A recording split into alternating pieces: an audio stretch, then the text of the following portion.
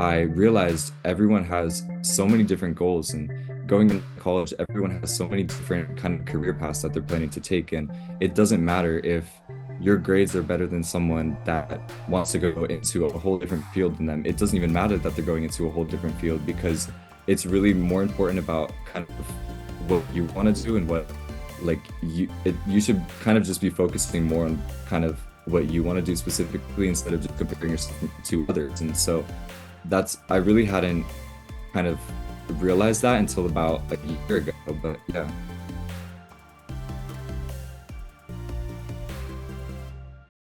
Hey everyone, welcome back to another episode of Oh My Curry Goodness. My name is Hamza Islam.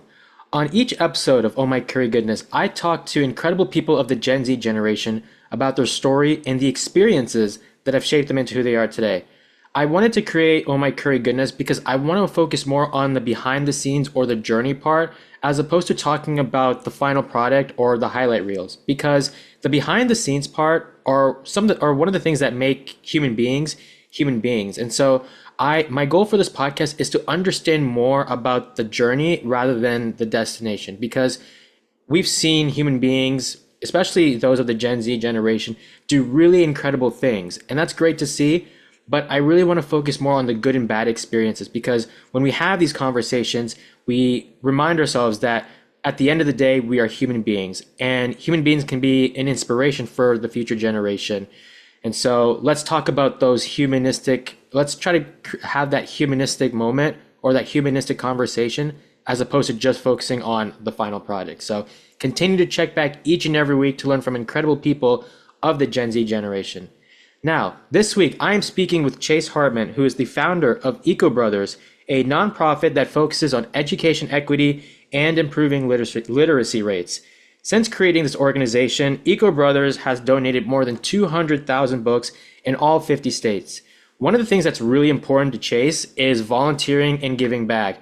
And it's always great to connect with people like Chase, because it's more than him.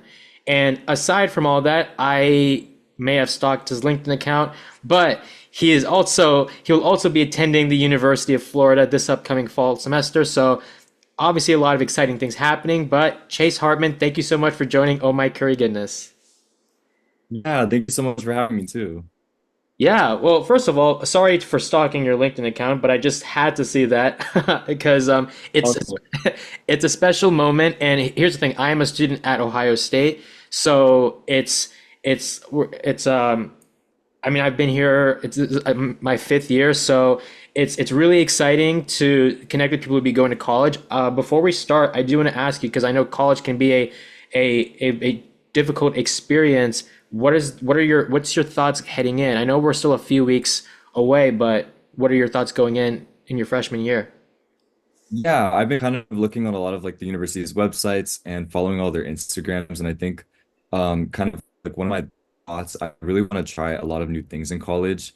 Um, Kind of my major going in is something very new for me. I have taken a lot of like business classes or done a lot of stuff like related to political science throughout high school. So I just really want to go in. I want to try a lot of new things, join a lot of different new clubs and stuff like that, and kind of just see where that takes me.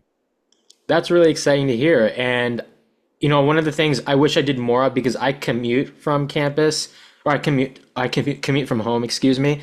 So I really would love to participate more on campus, because like I don't know about University of Florida. I just know, I joke about this a lot when it comes to Ohio State. It feels like there's a billion people on campus. So I don't know what University of Florida is like. If you feel, I mean, I'm sure you've obviously been there, but if you feel like there's a sense of like, yeah, it feels like there's a lot of people on campus, or if it's one of those like it's a popular school but a small population. I don't know what University of Florida is like. Yeah, I'd say from what I've seen so far, it's definitely a super big school. I think there's almost 40,000 undergrad students alone. So I've been trying to connect with as many of them as possible on Instagram. There's this commitment Instagram pages that I've been stalking people's bios and Instagrams and trying to DM as much as possible. And then kind of just feel out like who I'm really going to be friends with. Who do we kind of share things in common? Who do I share things in common with? And kind of narrowing it down from there. But it's definitely very intimidating going in because it's also like a really, really big school. Okay, that's really interesting, because yeah, Ohio State I think has about like 40 to 50,000 undergrad students. So I'm glad we can share that. I will say though, if there was one thing that you had that I didn't have, is that you get to experience that college life, because I was a freshman when COVID happened. So it was more like, I didn't spend time as much. So, but nevertheless, I hope it's a great experience, and that you create long lasting memories. But speaking Yeah, of long lasting memories, I know that you've obviously done a lot with Eco Brothers, and the fact that you've donated 200,000 books in all 50 states. But I want to start from Chase Hartman as Chase Hartman. You are someone that, like I said, you've donated books to students, to those who need it. But I want to know this, because I know a lot of people don't like reading books. I mean, which is understandable. Some books can be boring, like Harry Potter. I'm just kidding. Um, there are a lot of books that I understand that our generation doesn't like reading books, but there are those that do, and I've gotten in the habit lately. I want to know, what's one book or a set of books you've read in your life where it made an impact on you. And maybe it wasn't something that led you to creating Eco Brothers, but it's one of those books you read and it made you think in a certain way, or it made you inspired or confident, or it changed something inside of you that maybe you would not have it would not have been found had you not read these books or a book. right. Yeah, I think first off, I definitely agree with you that it's very hard to kind of get into books. It's been very hard for me personally to really kind of find the time to read books. So whenever I have free time, I really kind of jump into all the books that I've been reading, and I have a long to-do list of books that, or not to-do list, but kind of wish list of books that I've been meant to get and that I've been trying to read this summer. But I guess one kind of type of books, and I have two examples of books that I've read from that subject that I really enjoy and that have kind of influenced me a lot are psychological thriller books. I really like kind of like working with people, learning their experiences, really knowing like why they do what they do, and like how I can kind of work with them, how I can kind of adapt to like different personalities. And for a while, I actually wanted to major in psychology. That was going to be like one of my main majors in college. Now I'm considering it as a minor, but I'm not sure right now. But kind of two books that are really good psychological books. These two are psychological thrillers, are The Silent Patient and then its sequel, The Maiden. They're really good, a little scary, so I don't recommend it if you're reading scary books, but they're really, really good. And then two kind of books that were recommended to me really recently that I want to read, kind of going into this fall. There are two behavioral economics books. One of them is called Thinking Fast and Slow, and then the other one, I can't remember the name of it right now, but I'm kind of really trying to get into kind of behavioral economics books as I'm kind of going to be majoring in business when I go into college. So yeah, Okay, so one thing I want to add is I am a computer science major, but if you asked me senior year of high school what I wanted to do or what I wanted to major in, I was going to say psychology. But the reason why I made yeah, that shift was, one was because I ended up finding interest in computer science, and then I think like the dagger, if you will, was that I thought biggest misconception I had about psychology was that I thought you had to overcome your fears. And as someone who hates spiders, I could not imagine that. Like, I literally thought that in order to become a psychologist, you had to overcome your fears. And I'm like, listen, I love Spider-Man, but if I see spiders, I'm not going for it. So, but however, I yeah, do like kind of like how you said, I do find interest in learning about other people's stories and just seeing the why they do the things that they do and what their journey is like, because it's like, again, that yes, there's the final product, but there was a journey. So I I completely relate with you on that. As far as the books that you've mentioned, I feel like I've heard about some of them, but I don't have them in my library. But I'll definitely check those out. I'm more into like biography books, and then maybe self-development.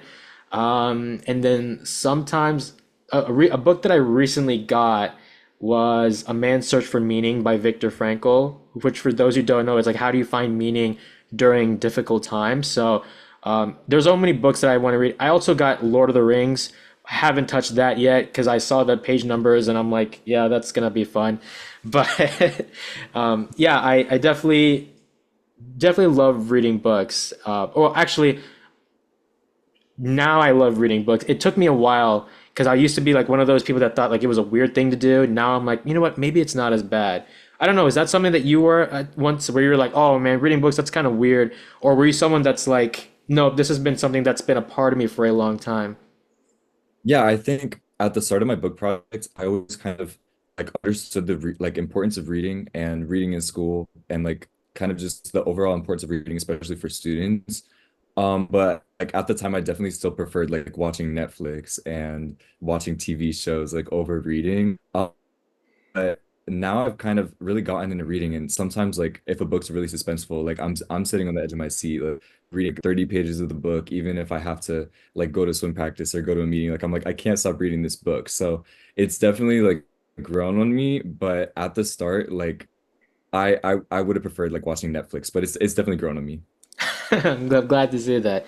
Now, reading books are a part of you, but there are other books that, or there are other things about you that make you you, which is the fact that, like I mentioned in the introduction, volunteering and giving back to your community. That's those are two things that are important to you. And one of the questions I usually ask people is like, tell me an experience, whether it was directly or indirectly played a part in like what they're known for now. So when it comes to giving back, tell me a time where you helped someone and you held on to that feeling. Similar, for example, like whenever I ask a professional soccer player, like was there a soccer game you watched growing up or played in that made you want to do this as a professional? It's like, okay, I remember watching this game or I remember playing this game and I remember that feeling. I mean, obviously feelings may not mean much to other people, but when it came to like helping people, tell me a time where you helped someone, whether it was a part of Eco Brothers or just outside of it, you remember that feeling so much because of the impact it made on them or how much it made you, or how the fact that it made you feel really good helping someone, if that makes sense.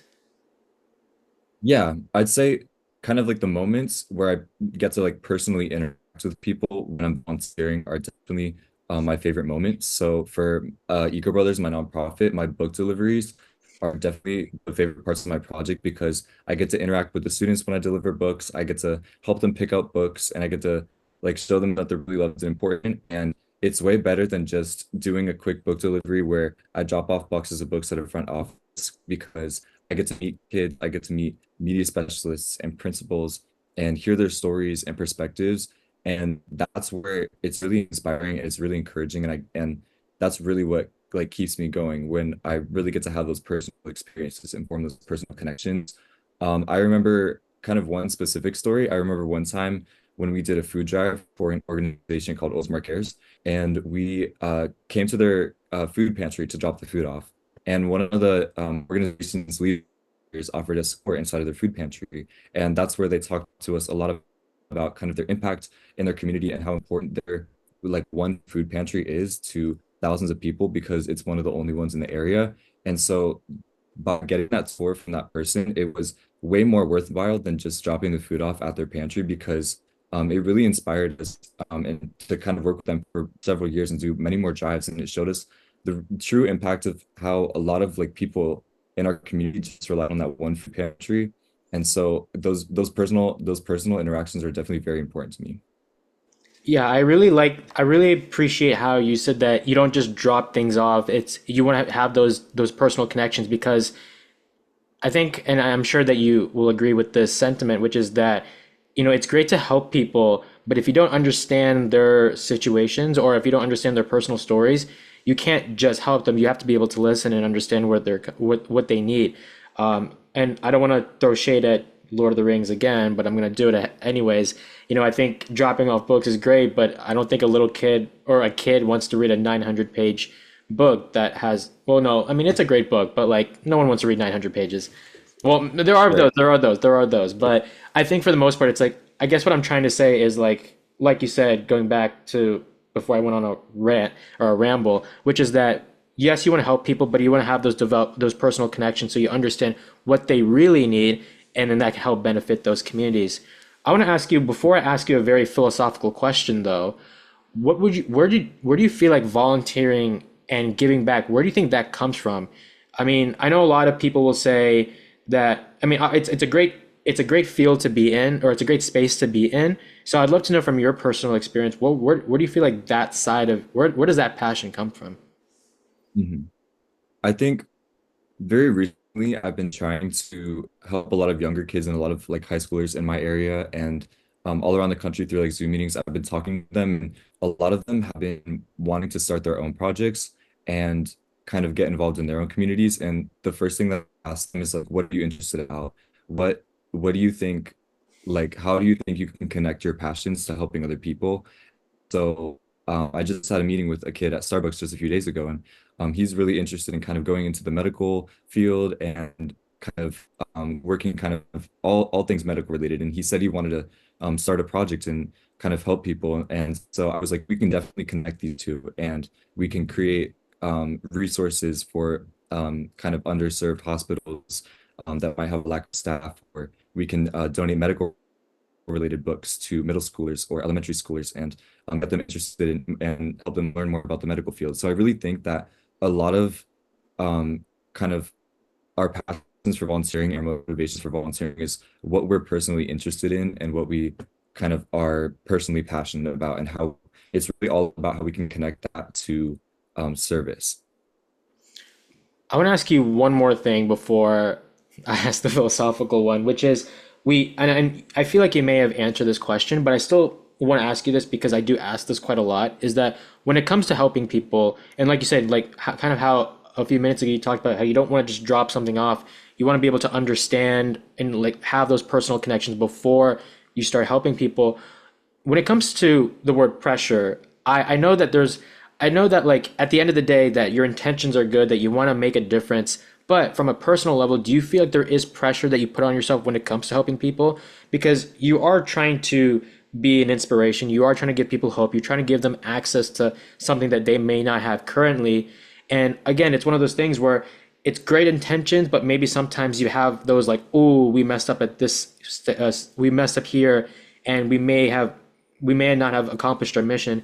Do you feel like when it comes to EcoBro, there's like a sort of pressure you put on yourself when it comes to giving back or helping people?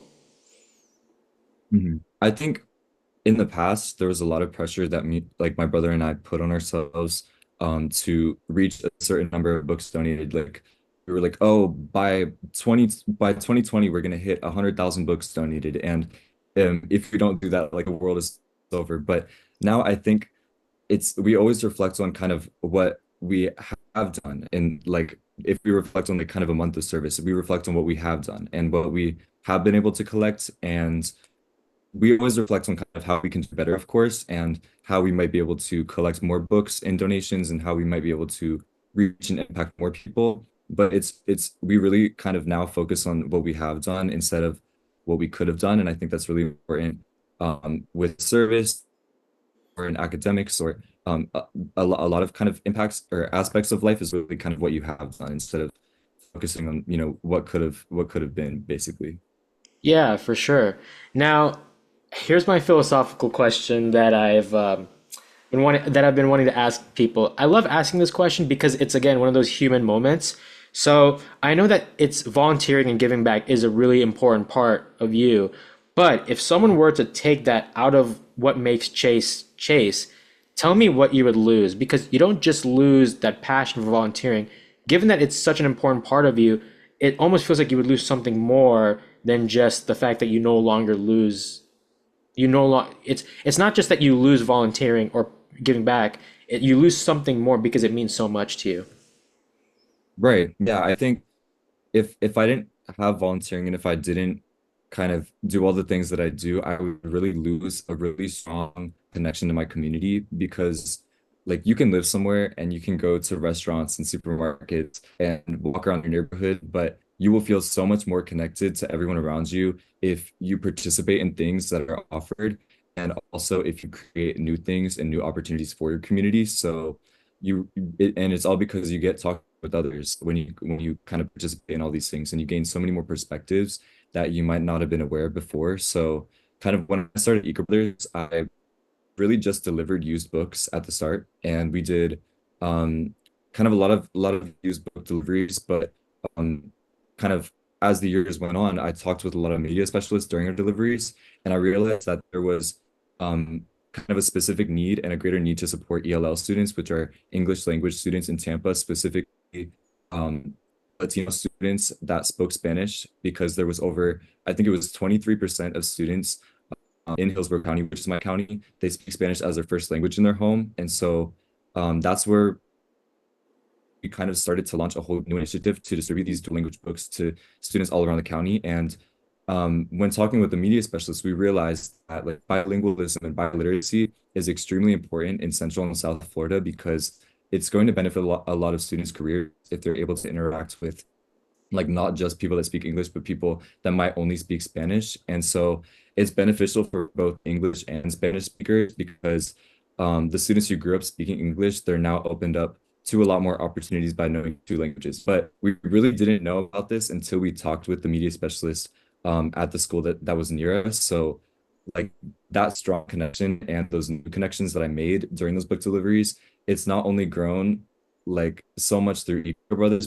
but it's also just participating in like a bunch of other things in my school as well. So whether that was like student government or my county's youth council, the Hillsborough Youth Council, or even just like swimming on my swim team, I didn't start as a leader. I started just as a regular participant, and I didn't like know a lot. And that's kind of where we all start in new things. And I grew a lot over time by learning from students and learning from very experienced adults, and by meeting new people and putting myself in like, so many different unfamiliar spaces. And that's where I was able to really form like such strong connections and gain like a bunch of different types of mentorship. And then I also, in turn, had a lot more opportunities that were opened up to me where I could put myself in, again, new places and then meet new people and learn new things. And so, I guess a really good example of that is like my passion kind of just for literacy and just public school students overall. It led me to speak at one of my county's local school board meetings, especially when kind of why I wanted to speak was because like banned book legislation was passed last spring. And so kind of I took myself to a meeting and I just kind of spoke and I sh shared my perspective. And it really inspired a few school board members and also a Florida State representative to kind of connect with me and then organize a few local events to distribute books at. And it was really great because mostly at the time I couldn't conduct in-school deliveries because of these types of legislation that were being passed. And so I really missed that connection to my community and that connection to those schools. So kind of by putting myself out there and sharing my perspective, I was able to reform that connection and organize more events. So I kind of by participating in all these things and throwing myself out at so many different opportunities, I got connected to my community, and that's definitely way more important than just kind of living and just volunteering. You know, it's about that connection. It's about learning from others. Yeah, that's a really good answer, and I think I noticed how throughout that whole convert or throughout that discussion, you mentioned the importance of community and learning from people who are different from you, and it's one of those things where because you have that connection, you're able to learn from people who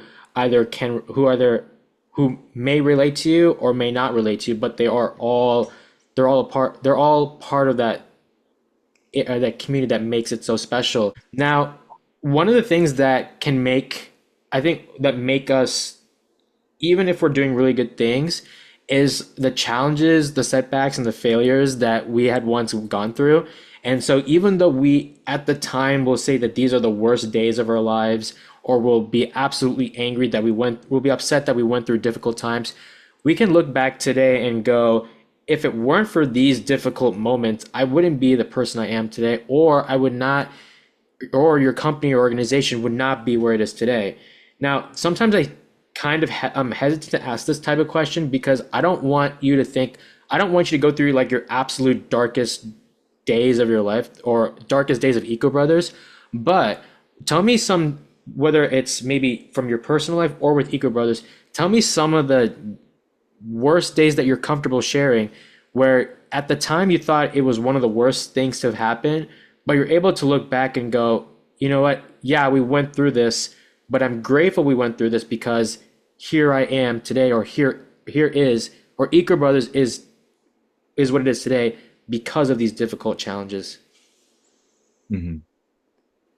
Yeah, I'd say kind of at the start of my project, I was constantly getting discouraged just because I was really new to the kind of like project space and nonprofit space and like organizing everything and contacting people, and I didn't know how to do a lot of it. And at the same time, my best friend and I, who I worked on the project with at the time, would spend hours a day in a really hot garage in Florida during the summer, sorting books. And so it really got overwhelming for us just with the combination of the heat and the combination of not knowing everything at the time really kind of got to us. And um, that was where we kind of we're stuck for a little bit. And um, we didn't kind of organize a lot of deliveries, and we really slowed down on um, like how fast we were donating books, because in the first 2 years we had reached almost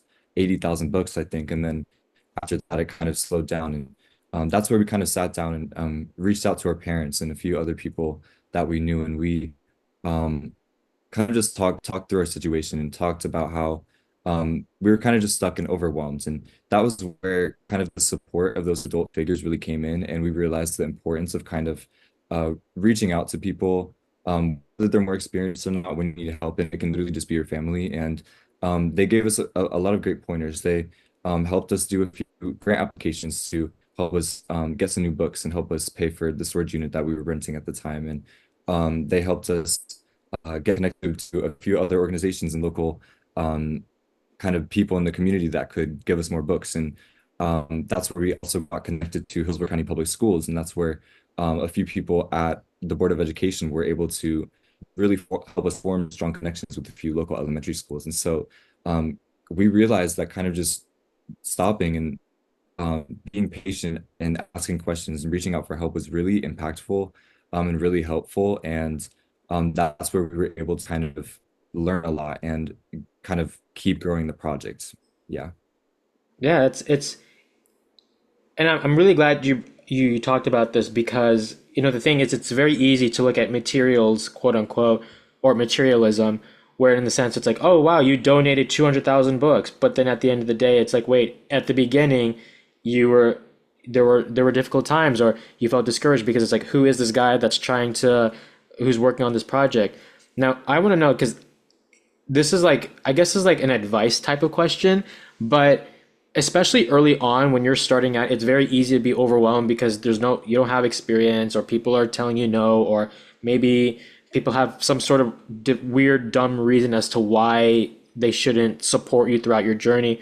But how did you know that during difficult times, especially early on when it felt like you were being discouraged or it felt like that things were not going well, how did you know early on that you still made the right decision? Because I think, well, from a broad sense, I mean, who knows? I mean, like bad things or difficult challenges can happen at any time.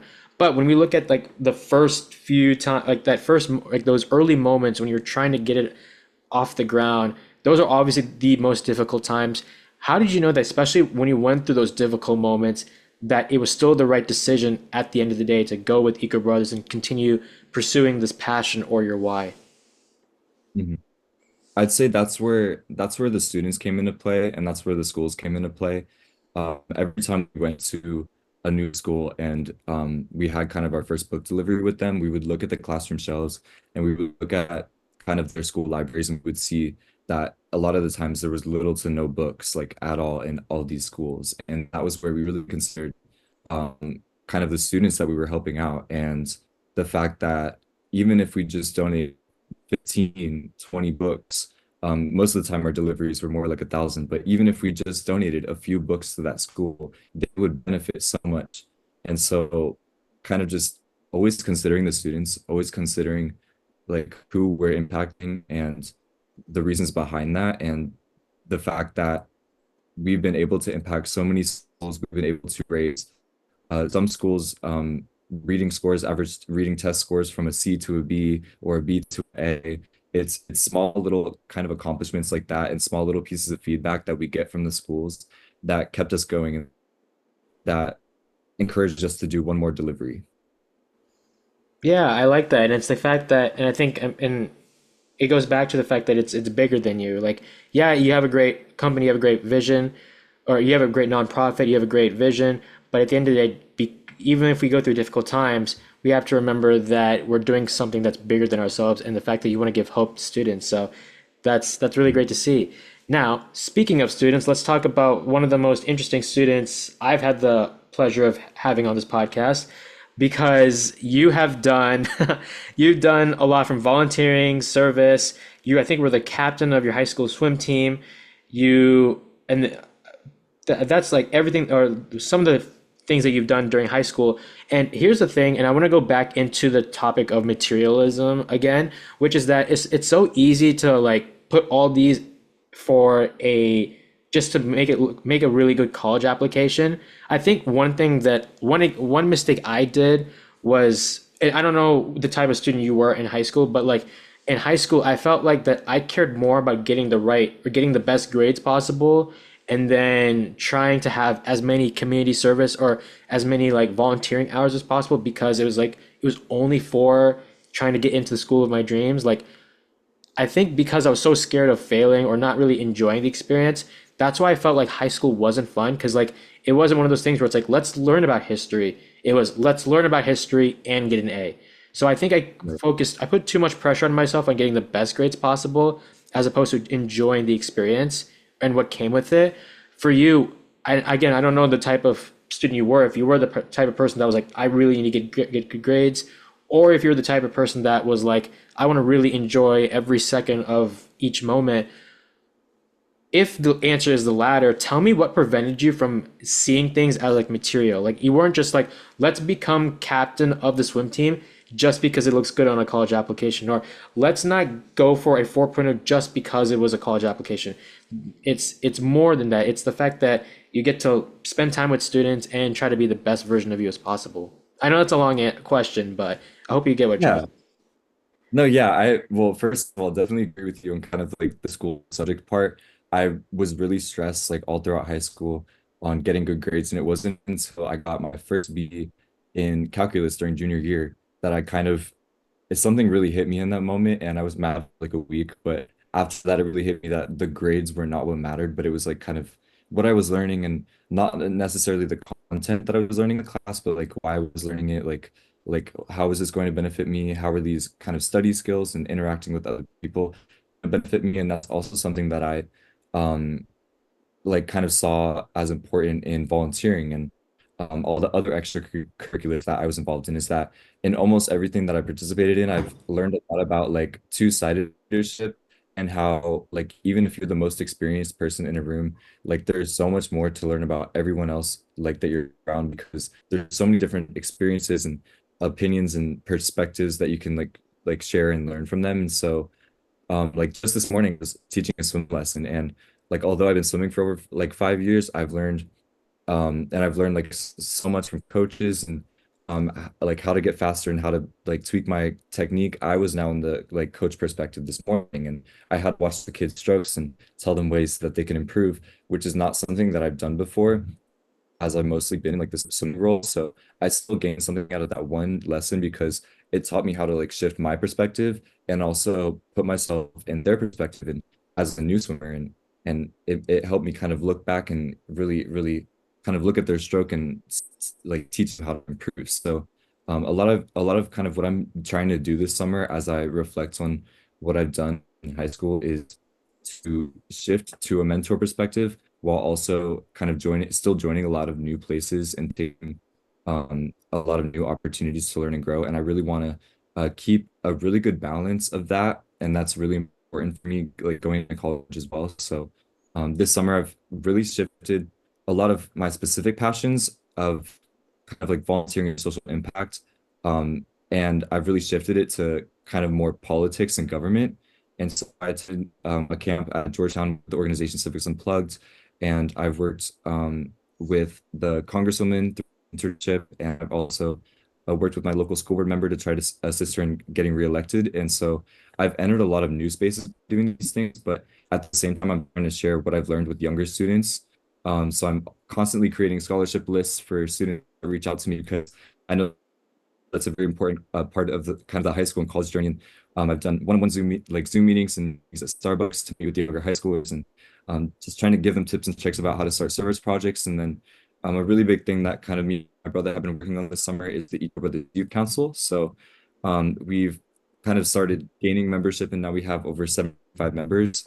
And I'm really glad about how involved and eager to learn a lot of these members have been and how many kind of volunteering and mentorship opportunities we've learned. But I guess for me, everything that I've gotten involved in, it's really all about keeping that balance of learning from others, no matter kind of what position you're in, and then also at the same time sharing with them what you've learned and keeping that cycle going. And that's really what's gonna kind of inspire yourself to keep going, and then also at the same time inspire others to kind of do what you're doing and maybe have your position in the future. And that's what really kept me going in high school, is that I did a lot of those things where I had really great mentors above me that were able to teach me so many things and encourage me to keep growing. And I really just did those things because I genuinely enjoyed doing it, and it kind of distracted me from school, and it distracted me from trying to get good grades all the time, and trying to get good test scores and stuff like that, because I, at the end of the day, had a really fun swim practice to go to, or a really fun Zoom meeting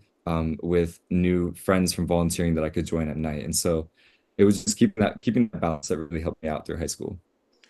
Before we talk about the present slash future, I do want to ask you because I know you talked about how in the beginning you said that you were stressed about school and getting grades, and then when you got a B in calculus, it made you think differently. I want to know, do you feel like there you put like I want to know more about like the where the if there was any like where the I guess like the pressure to do your best came from. Like for example, one of the most common I'm someone from South Asian like I have South Asian background, and I think the common stereotype or memes are like, oh, South Asians don't like when their grades are 99% because they're considered a failure in their parents. My parents were not like those types of people, but like I've seen the memes where it's like, oh, you got 99%, that's an F. You need to get 100%, and that's like average. Like, like these jokes. When it comes Yeah. to like your success and like especially on an academic level, do you feel like it was more of I'm putting pressure on myself to be the best, or do you feel like it was more of like pressure from like maybe the community that you grew up in? Because like kind of how I grew up, we used to like many of my parents' friends used to compare their kids, and it's like and so now it's like me versus this or me versus this person. Do you feel like there was pressure to like be the best of different other kids in the community, or do you feel like it was just more of like I'm putting pressure on myself to be the best? Yeah, I definitely think it was a lot about kind of trying to prove myself to others. And um, kind of a few years ago, I always found myself, not really a few years ago, but kind of my whole life up until about a year ago, I really found myself like really comparing myself to others. And I guess that's just because I grew up in a really kind of competitive community. I in elementary school was placed in like the gifted program by my parents, and in middle school I was always in kind of higher level classes in school as well. And, we were always kind of talking about our grades and our GPAs and what test scores we were getting. And so everyone around me was kind of comparing themselves to others in that way. And I think I was kind of joining the bandwagon and just also just always constantly compare myself to others.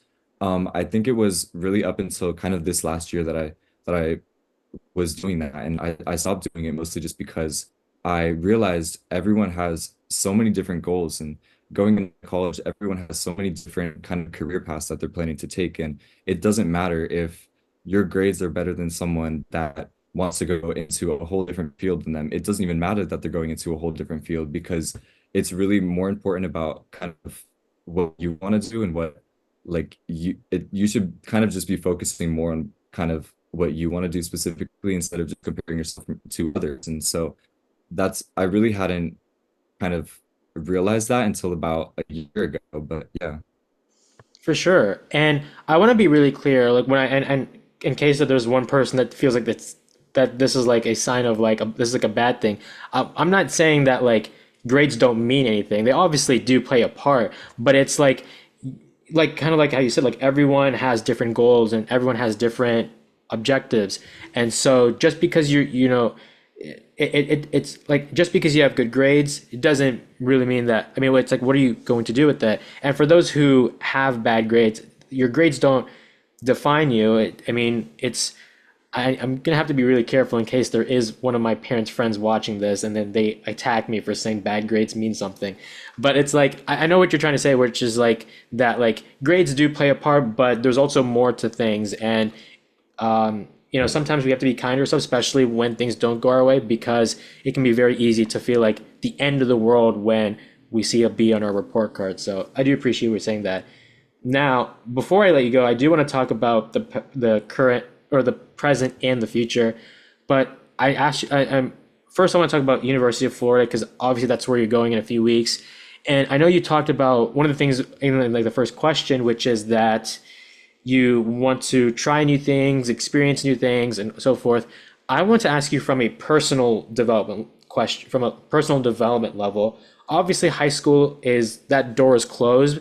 Now that you're going into college, what are some things you hope University of Florida does for you that you feel like you may not have found in you either in high school or with Eco Brothers? Because it's similar to it's like that type of question where you feel like it's like that thing where you can always find a new experience or you can pick up new things when you encounter new spaces. And obviously, like I said, I mean, school hasn't started yet, but what are some things where you're like, ooh, I really want to, I hope that by the time I'm done with University of Florida, I'm able to pick up these tools that will help me become a better person than I was before I started University of Florida.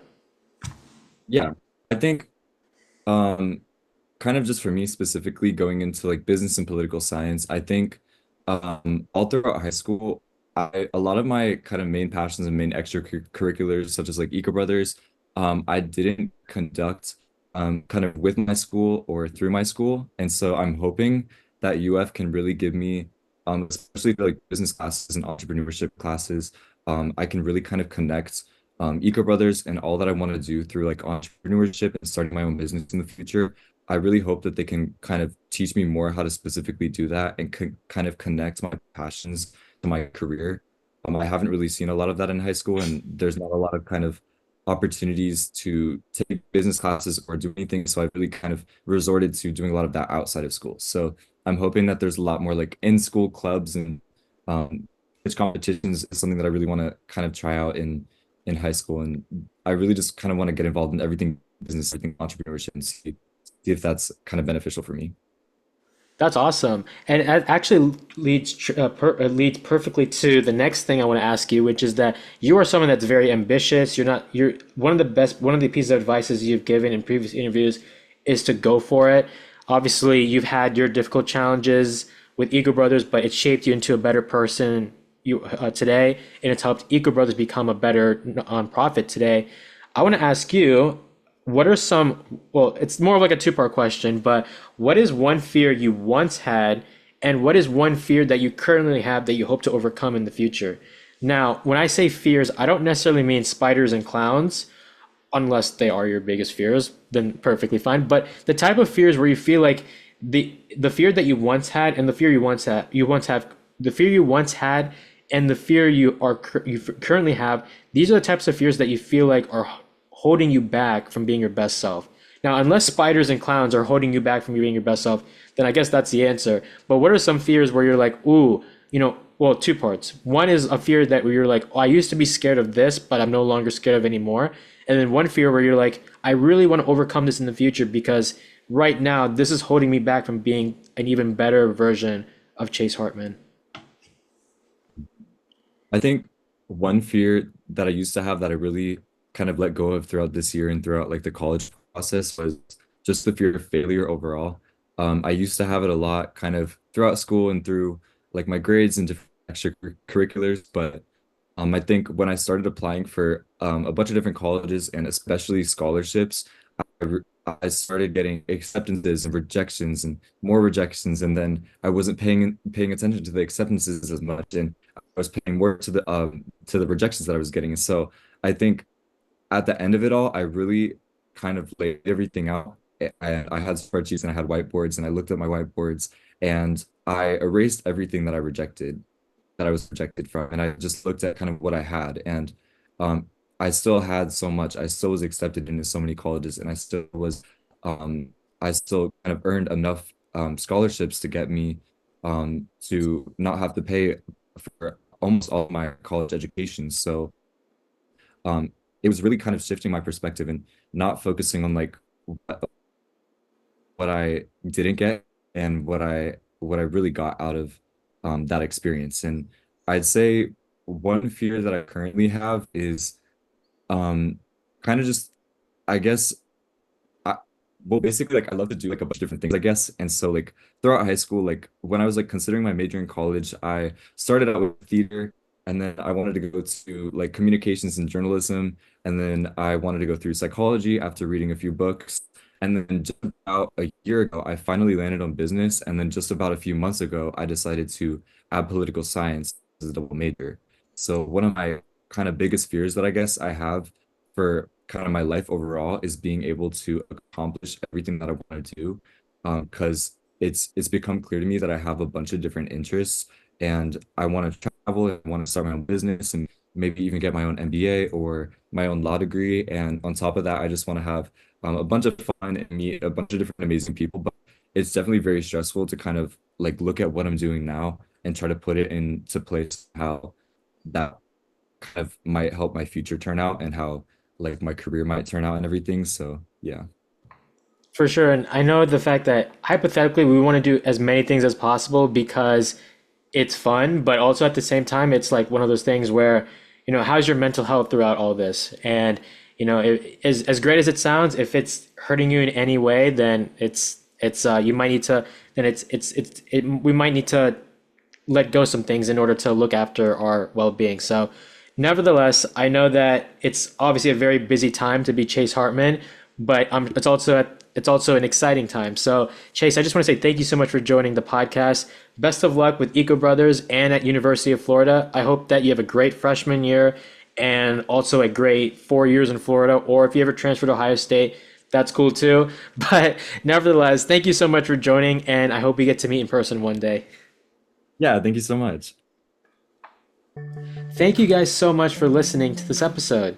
If you guys like what you saw, be sure to subscribe to this podcast on Apple Podcasts, Spotify, or wherever you get your podcasts. You can also follow us on Instagram at the OMCG Podcast for more information on guests, preview clips, and more. Please continue to support this podcast in the future, and I can't wait to see you guys in the next episode.